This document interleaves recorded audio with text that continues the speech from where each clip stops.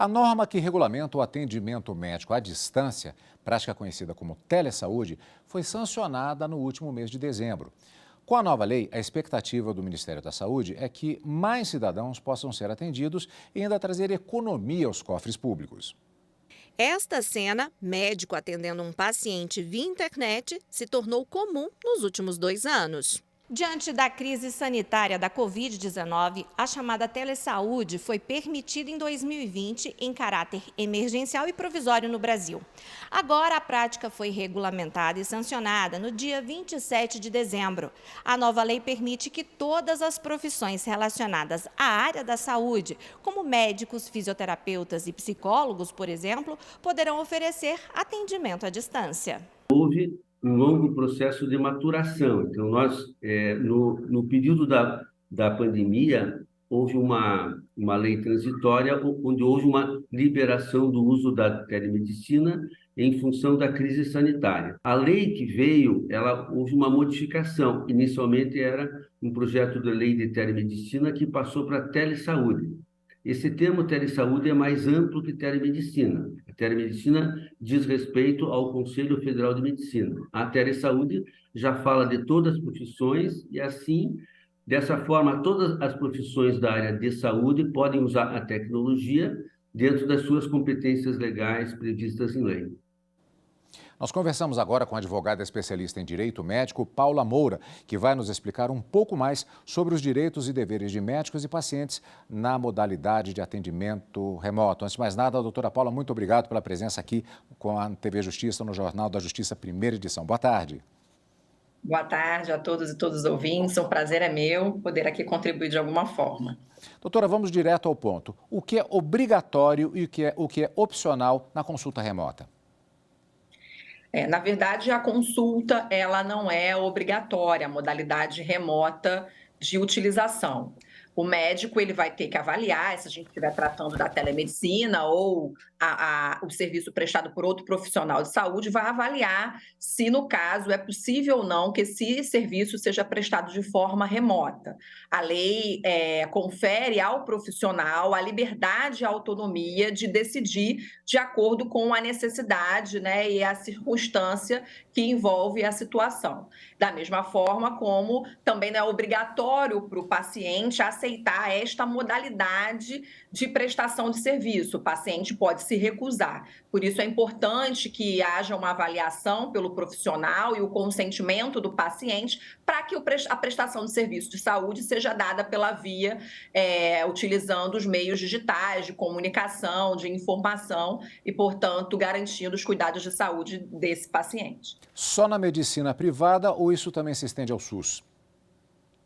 A lei 14.510, né, recém-sancionada, ela vai alterar a lei do SUS, a lei 8.080 de 90. Então, a um primeiro momento, poderíamos pensar que se trataria de acesso na área pública, no Sistema Único de Saúde. Mas não interpreto desta forma. No meu entendimento, ele vai se aplicar tanto no setor privado quanto também no setor público na saúde suplementar. Basta analisar em cada seara as normativas que serão aplicáveis, pertinentes ao setor público e privado.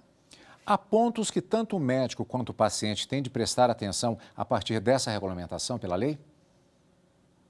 O médico, quando ele presta esse serviço, ele tem que se preocupar muito com os meios que serão utilizados para a proteção de dados desse paciente, né? Importante a gente observar que a telemedicina, ela traz muitos benefícios para a população em geral, para o paciente individual, mas também traz riscos. Então, é importante que o médico explique, esclareça, obtenha o consentimento do paciente, utilize meios seguros para se comunicar com o paciente, a proteção e segurança desses dados, para evitar aí uma violação, um vazamento. Da mesma forma, o paciente tem que se resguardar, tem que saber utilizar esse meio de comunicação, tem que saber trazer as informações adequadas para não comprometer, inclusive, o seu tratamento. Então, há uma via aqui de mão dupla, né? Tanto o médico quanto o paciente terão direitos e deveres que deverão ser observados para uma melhor qualidade na prestação do serviço. Emissão de receita e atestado médico. Muda alguma coisa? Tecnicamente, a lei não vai tratar especificamente sobre isso. Já existiam resoluções, portarias, tanto do Ministério da Saúde, do Conselho Federal de Medicina, para viabilizar a utilização de documentos médicos na forma digital, né, por forma online. Então, isso vai já continuar sendo regulado por portarias e resoluções, né, convênios entre o Conselho Federal de Medicina, o Conselho de Farmácia, a utilização de leis já específicas que vão tratar sobre certificado digital, assinaturas digitais, para garantir aí que haja esses documentos médicos, por exemplo, não só atestado, quanto receita, quanto laudos, pedidos de exame, que sejam feitos na forma digital. E isso vai continuar tendo as normas pertinentes que vão regular de acordo com os limites, inclusive até no que tange às receitas médicas pela Anvisa, do que pode ou não ser objeto de receita pelo método, né, digital e não de forma escrita, como acontece, por exemplo, em relação às receitas controladas. Aí, nesse caso, não será possível utilizar a receita eletrônica. Confidencialidade médico-paciente, um tema quase sagrado, está previsto na lei. Sim, esse tema já é um direito antigo que os médicos sempre se preocuparam muito, né? Ao mesmo tempo que o paciente tem o direito de ser resguardado o seu sigilo, as informações, os seus dados, o médico tem o dever de propiciar aí a guarda disso.